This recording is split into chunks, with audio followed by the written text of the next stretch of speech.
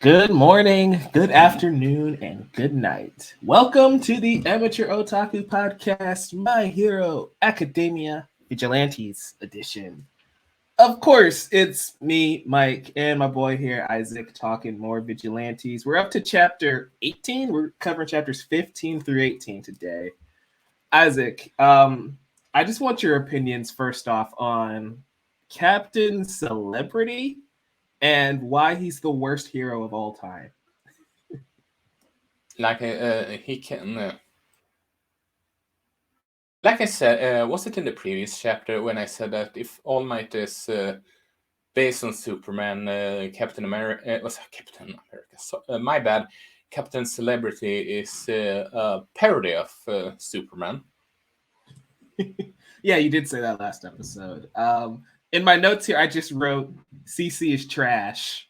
That's my note for this first chapter, chapter 15. That's an insult to trash. Yeah, I mean, my concern is that like maybe they're just ignorant to the rest of the world, but they've made a comment saying that most foreign heroes are more like Captain Celebrity than they are like All Might and the others, and that is just a scary thought. We don't know a lot of heroes from overseas. We met a couple of them in World Heroes Mission, and other places that the anime has not gotten to yet. But that's just depressing if most heroes are more like CC than All Might. I mean, considering how the West is in terms of celebrities, looks, fame, and paparazzi, all that jazz, in comparison to Japan, I unfortunately can't believe that. It's very,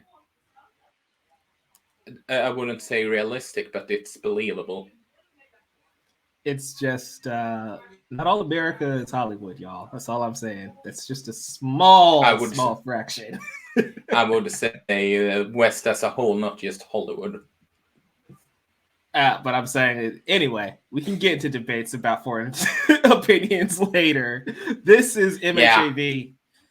Welcome to the Amateur Otaku Podcast, guys. So the first chapter that we're covering is 15, where we are meeting Captain Celebrity again. We find out that our senpai Makoto is working with him apparently, and Koichi gets like mad jealous of this fact. Are you falling into this stupid faux love triangle that we're kind of shaping here between Pop, Koichi, and Makoto? I'm just rolling my eyes about it because you know how it will end up. It's just the fact that a certain character just pointed a specific thing out at. Really? Is he? Wait, my son is. Wait, what? Yeah. Which made it even worse, I would say. It's just, I'm gonna be real, it's just flat out bad in my opinion. It was cute a little bit, you know, the last couple chapters, but these next 3 or 4 are just kind of like, don't need this. We know where this is going. There's not a lot of tension or drama to be had here. I'm not a fan. One thing I respect, and I know you joke about this about My Hero Academia all the time, but at least there's a level of subtlety. Like, we're not force feeding Deku and Uraraka down our throats every other chapter. Yeah. It's like 100 chapters apart between interactions that are meaningful in that way. Not to mention there is no love triangle. Kind of bullshit. I mean, Deku's love of Uraraka and his love of being a hero might be considered a love triangle, but you know, that's a video. You get what I mean.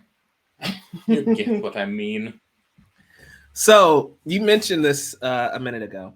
Mama Crawler decided to pay her son a visit here in Tokyo. I believe that's where Koichi's living. Yeah. And I guess they live further south. It's interesting, and we've mentioned this on the My Hero episodes before.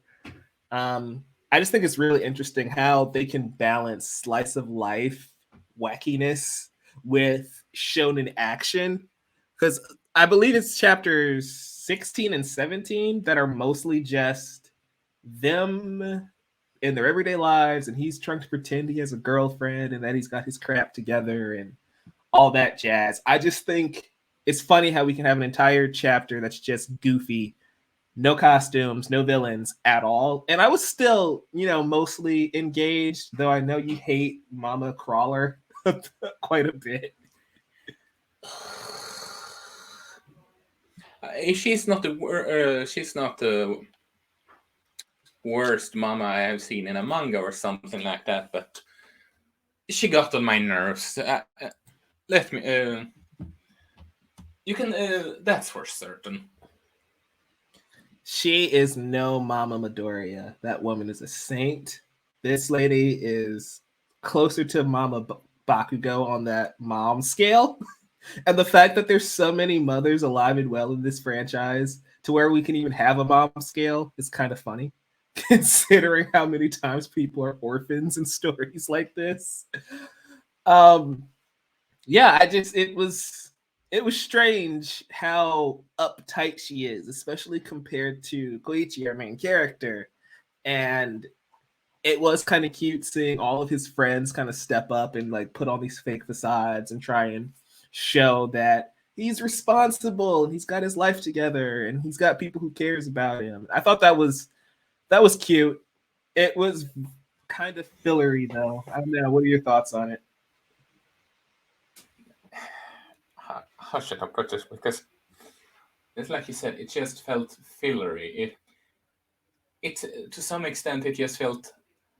Oh, I read a comic about someone that wants to be a superhero but is unable to get into a superhero society. So he's a superhero society, a superhero school. So he joins he becomes a vigilante instead. But here I reading this. Uh, it's it's just.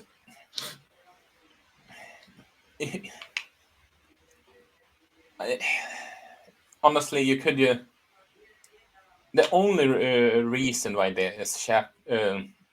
why this just interaction it makes sort of sense in that regard or have purpose.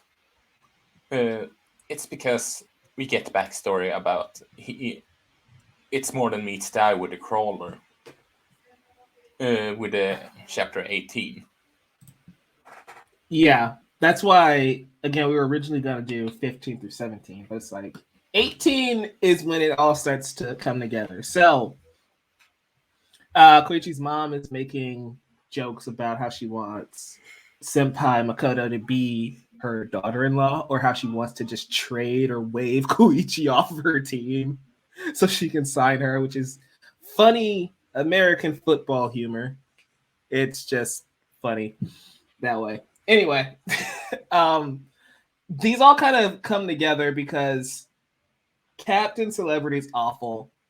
Koichi wants to be a hero. We get a weird My Neighbor Totoro reference with a cat bus, which did the cat have the quirk or like what was going on there with that? I'm confused. I think the cat. I think the cat had a quirk, or he got a quirk. It was some kind of experiment from the bee girl. I Yeah, really I know didn't. that she stung the cat, but like, does Trigger give powerless cats quirks, or do cats have quirks in this universe? I'm confused. Me too, buddy. Me too. Anyway, we get a cat bus, which is always great. We need more cat buses in stories. Thankfully, Ingenium comes to save the day, but he's running out of fuel. He's low on Recipro. So the crawler has to step up and kind of help save the day. One, revealing his identity to Senpai after we spent an entire mini arc deceiving her about that fact. It's kind of weird how they just threw that away at the end of this chapter.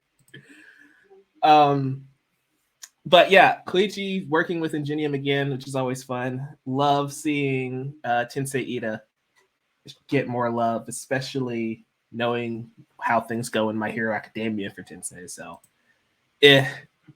but you were alluding to earlier about this chapter really just being the driving force for a quirk evolution. So, and quirk evolutions are something we've seen through My Hero Academia for a while. Most recently, Tomura Shigaraki had a quirk evolution in the anime. If you guys are caught up there, where he can basically decay things without even touching them, right? So quirk evolutions are a thing we know about. And we really learned a lot about them during the My Villain Academia arc. But the difference with Koichi is that apparently he had this ability when he was an infant, but how come he seemingly forgot about it by the time he's an adult? That's something that was kind of unclear to me. Did I miss something there, or was it just not explained properly? I think the mom explained that pretty properly. She said, "The boy of mine, he actually used to move through air. His baby started floating before he couldn't even stand. There was no telling where he might floated so, off to if left on his own devices. I was so worried that I gave him a little smack each time in hopes to stop him."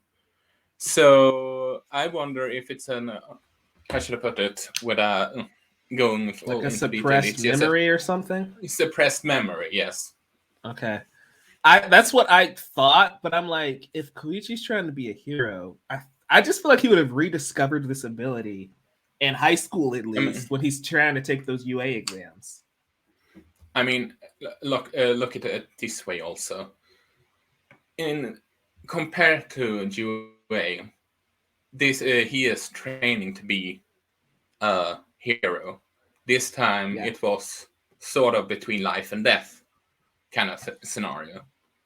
So Yeah. it could all be about triggering an ability in a life-threatening manners that is often used in fiction, both in manga and Western media, if you know what I mean. Well, it's again, that's how quirk evolutions tend to go. Like Toga's, for example, her being able to copy the ability of a person that she stole their blood. Like she did that in My Villain Academia because it was a life or death situation.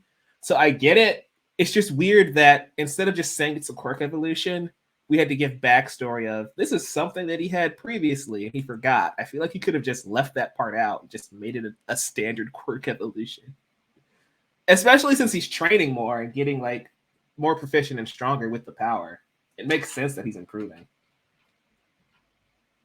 Yeah, and honestly, with his start, his the beginning state, he Mm-hmm. really can't do that much when he fights criminals. He needs something more, so it makes sense that he would get an upgrade. If you get what I mean. So yeah, I'm interested to see if this power is like this is the.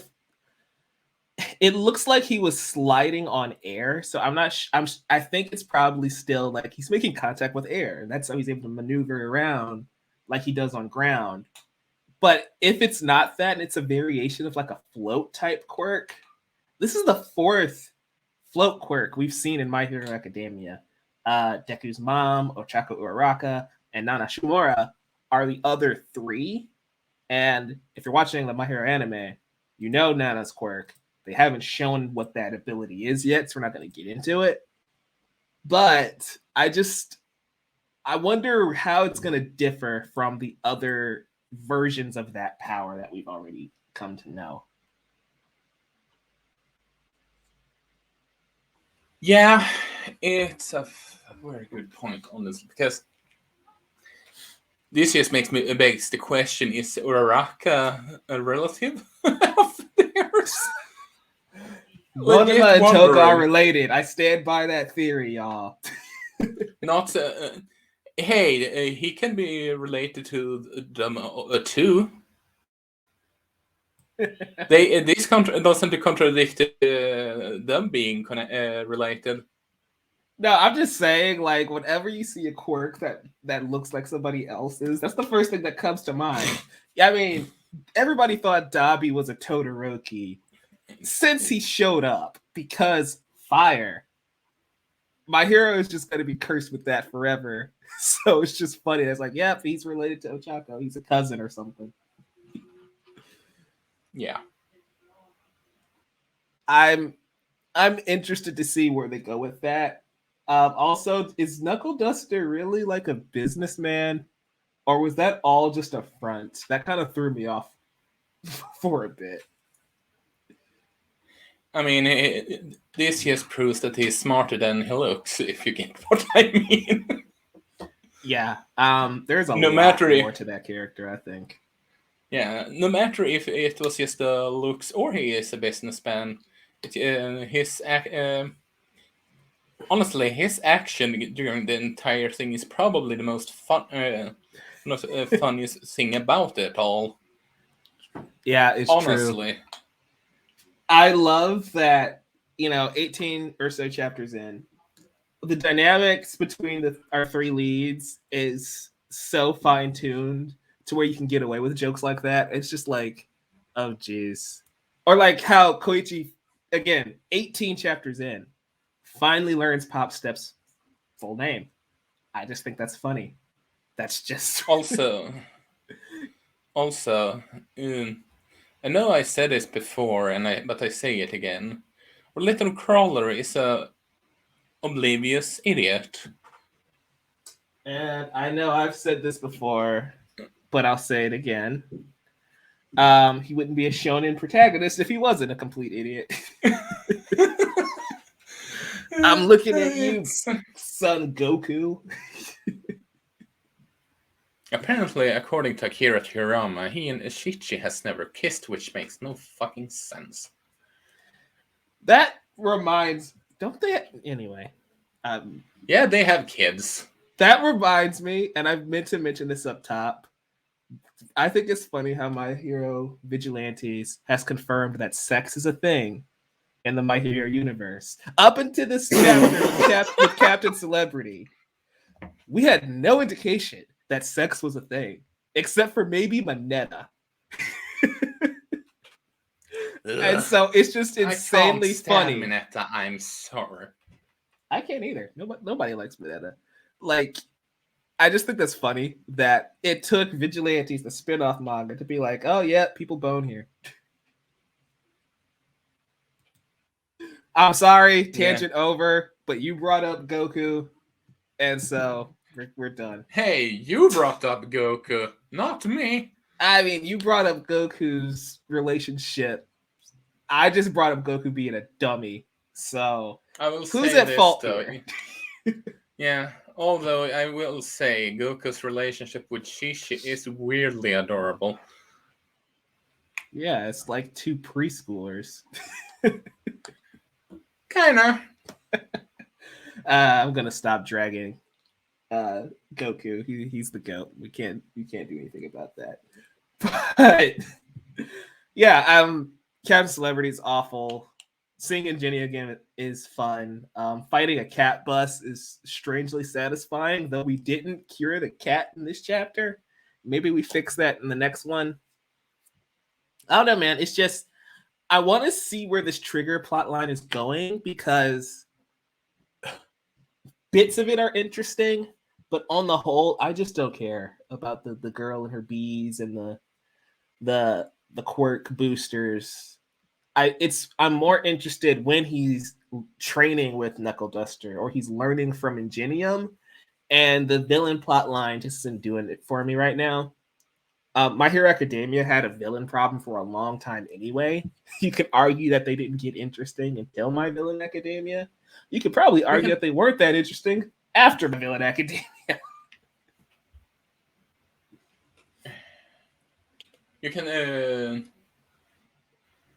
argue that the girl was a beagle is a guffin that stings. Yeah, kind of. It's just, I think the problem is that, I could be wrong, but do our heroes even know about her yet? I feel like that's just us, right? The audience? Maybe I'm missing something. I believe so, yes. Yeah, so it's like we're dragging this out, but she's barely had any interaction with the main cast anyway. Like, for example, I'm not trying to keep comparing it to My Hero Academia, but here we are. Um, Shigaraki kind of appears maybe once or twice in the main series, and then the Nomu attacks and they fight with All Might, right? So he's immediately introduced like in that action scene, in that moment, and it sets up him becoming a threat for the rest of the series. She doesn't feel like she's that type of threat, but even as like a mini boss, I have a better connection with Stain, even excluding the stuff from My Hero Academia, like just Stain in Vigilantes. I understand more than I understand her, or I feel for him more than I feel for her. So I don't know. Like, I'm hoping we resolve this within the next 3 or 4 chapters, or at least get the ball rolling to where they're on her trail and they're trying to stop her. Yeah, I can agree on that. Yeah. But even with that one in mind, I still really enjoyed this whole thing. Honestly, Oh yeah, like don't get me wrong. yeah, we're these chapters have been fun. I'm enjoying the series as a whole. Yeah, I still have some minor gripes, but again, we're so early into this series, and I have been enjoying it for the most part. My minor gripes aren't enough to make me quit. Um, especially like My Hero Academia had some very frustrating things happen that we've discussed in other videos that didn't make me quit. So these minor things aren't enough to be like, oh, this is Yeah, awful. But it's just things to keep yeah, in mind as we move forward. yeah. It certainly doesn't contain any unnecessary stripes. Ha ha ha ha. Do you think Koichi's ever gonna get a proper costume that's not All Might merch? Yeah, Okay. I believe so. Cause like he's searching like if only I had an All Might hoodie. And it's like, dude, you need to have the Superman costume under the clothes. That's the key there. Or at least carry I a mean, briefcase like Deku.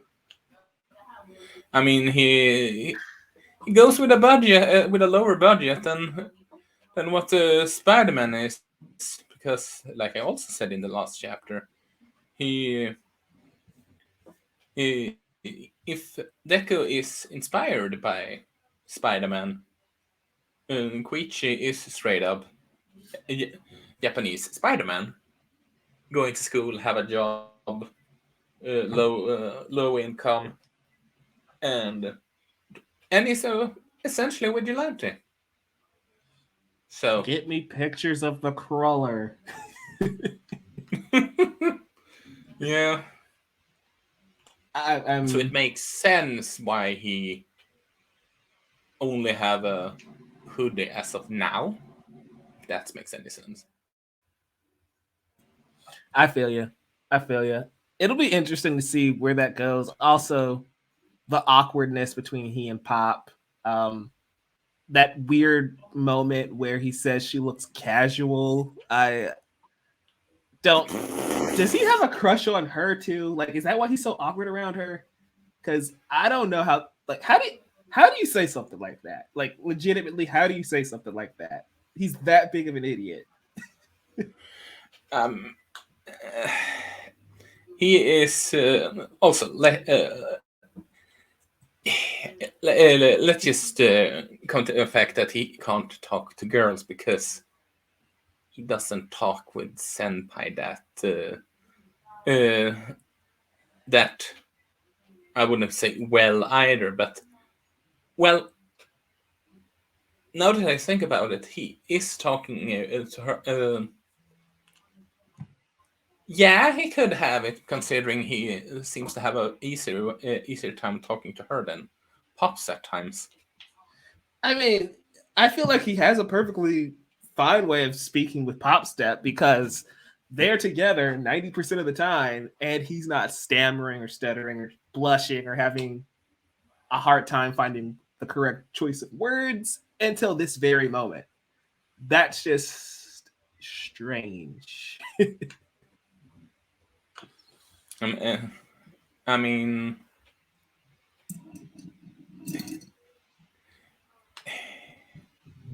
hormones are Oh boy.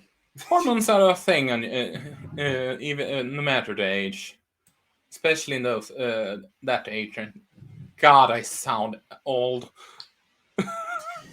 Yep, you did that to yourself. That's the equivalent of just going teenagers. Next thing you know, you're going to be yelling wrong? at kids to get off your lawn. Don't remind me. I've got nothing else to add to this one, man. Was there anything else you wanted to go over? No. Okay. Well, I guess that wraps up this episode. Thank you guys for joining us. If you are interested, follow the Amateur Otaku Pod on Twitter. We are tweeting everything related to the channel and updates there. Also, Isaac just tweets memes once in a while that are kind of funny if you're into puns. So keep that in mind. I'm posting puns and memes. I didn't know that. Shocker. Also, just before we go, I want to give a shout out to our friends. So follow Leah Rydell here on YouTube, youtube.com/geeklygoods, and Ren Geekness at Ren Geekness, here on YouTube. They got some great anime coverage, and they're joining us all the time for My Hero Academia. And of course, Brandon, our co-host, Alvarado, BA, the fastest man alive himself, at the Scarlet Fan 52, and of course here at the Amateur Otaku Podcast. Isaac, you guys got anything coming up this week that you want the people to know about? Well, we have, depending on when this is uploaded, we are recording this Saturday. We're finally recording the Ninja Resurrection commentary track. It's just a matter of when we are publishing it. We are continuing our Doron coverage, which was apparently received quite well, and we are continuing in the My Hero Academia as always, and also Attack on Titan. So that will be a lot of fun. That is always a lot of fun. For sure. Guys, if you are caught up on the My Hero Academia manga, things are pretty wild. So stay tuned for those episodes. And Attack on Titan live every Sunday night until the end of the series. It's been a lot of fun doing that with you guys. For me, you can find me at Novice Cinephile. You can find Isaac at Emblem Maniac. Over at my channel, it's Batman week. So 2 videos, 1 spoiler, free review of the Batman, 2 spoiler review of the Batman. Fun time talking with Leah Rydell and Nate Richard about that. And if you're into anime, I assume you'd probably be into my video where my friend Jack and I rank every single DC animated show ever made. It's a doozy. It's a long one. Check it out if you got the chance. At Novice Cinephile. We will see you guys in the next one. Go beyond. Plus Ultra. Plus Ultra.